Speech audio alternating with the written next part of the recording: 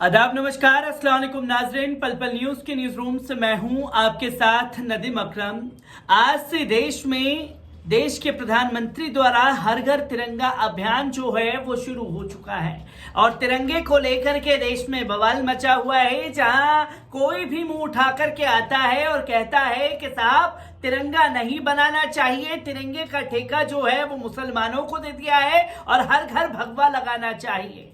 तो वहीं जब देश के प्रधानमंत्री ने ये आदेश दे दिया कि हर घर तिरंगा लगना चाहिए, तो सवाल उस वक्त खड़ा हो गया कि साहब आप जनता पर ही थोपेंगे या अपने लोगों को भी बोलेंगे कि वो भी अपनी डीपी तिरंगे के साथ लगाएं। और जब वो डीपी नहीं लगा रहे थे तब विपक्ष ने घेरना शुरू कर दिया।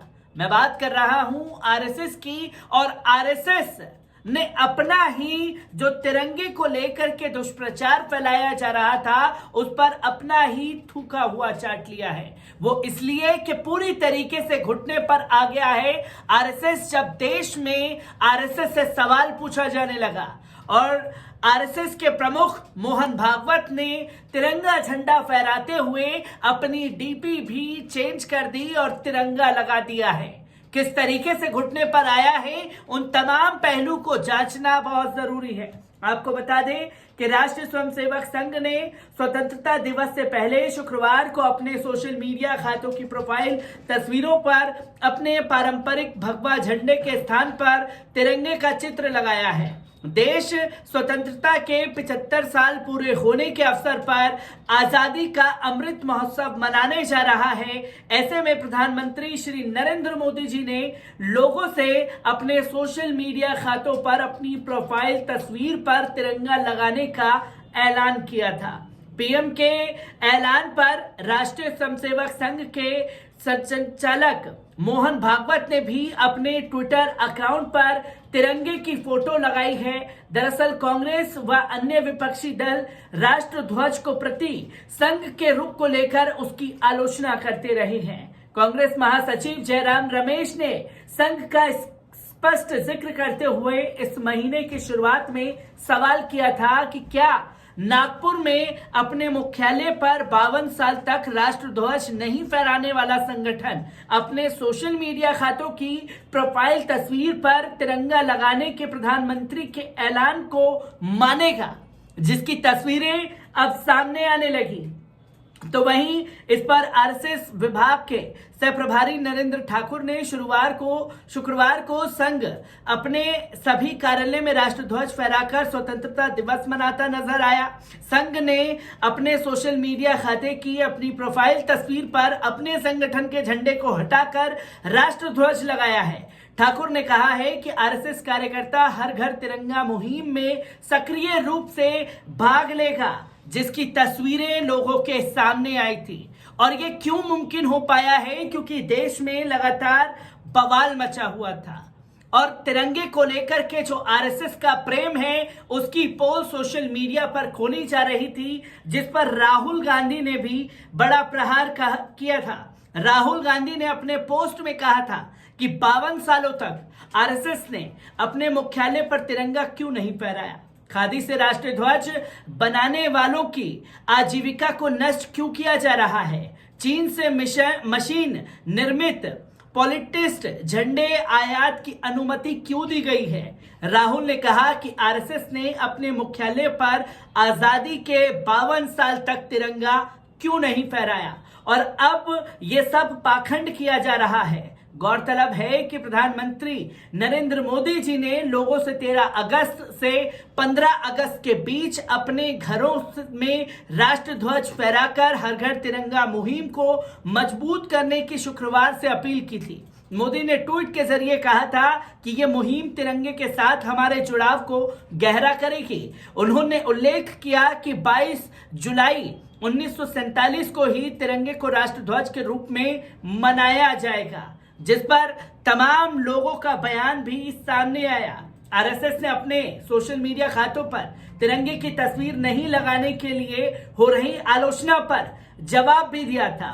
संघ के अखिल भारतीय प्रचार सुनील आम्बेर ने कहा कि ऐसी चीजों का राजनीतिकरण नहीं किया जाना चाहिए। जब आरएसएस के मुखिया से सीधा सवाल किया गया भारी विरोध के बाद कि साहब आप ये बताइए कि आपने मोदी जी का बायकॉट किया या देश के तिरंगे का, और आरएसएस इस सवाल पर चारों खाने चित हो गया। तो वहीं तमाम तस्वीरें शेयर की जाने लगी आरएसएस की, जो तिरंगा प्रेम को लेकर के वो तमाम तस्वीरें दिखाता हुआ नजर आया। तो इस बीच कांग्रेस के ट्विटर हैंडल से एक तस्वीर साझा कर दी गई, जिससे आरएसएस खेमे में पूरी तरीके से हड़कंप मच गया, जहां लोगों ने यह लिखना शुरू किया और हैशटैग चलाया आरएसएस तिरंगा विरोधी।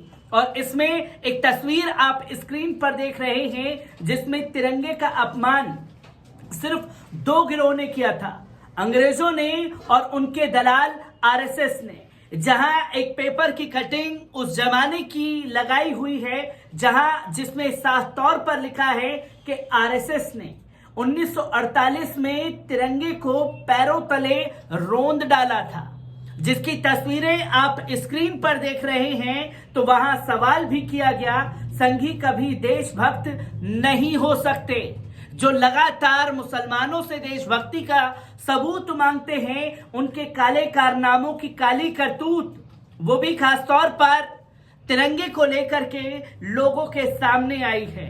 तो सिर्फ यहां मोहन भागवत ही नहीं, कल ऐसे ही एक शख्स ने मुंह उठा करके आए और वीडियो बनाया और कह दिया कि साहब तिरंगा हर घर नहीं लगना चाहिए, हर घर भगवा लगना चाहिए। यति नरसिंहानंद को लेकर के भी लोगों की प्रतिक्रियाएं सामने आई, जिसमें अपने विवादित बयानों की वजह से अक्सर सुर्खियों में रहने वाले महामंडलेश्वर यति नरसिंहानंद ने राष्ट्रध्वज को लेकर बड़ा बयान दे दिया।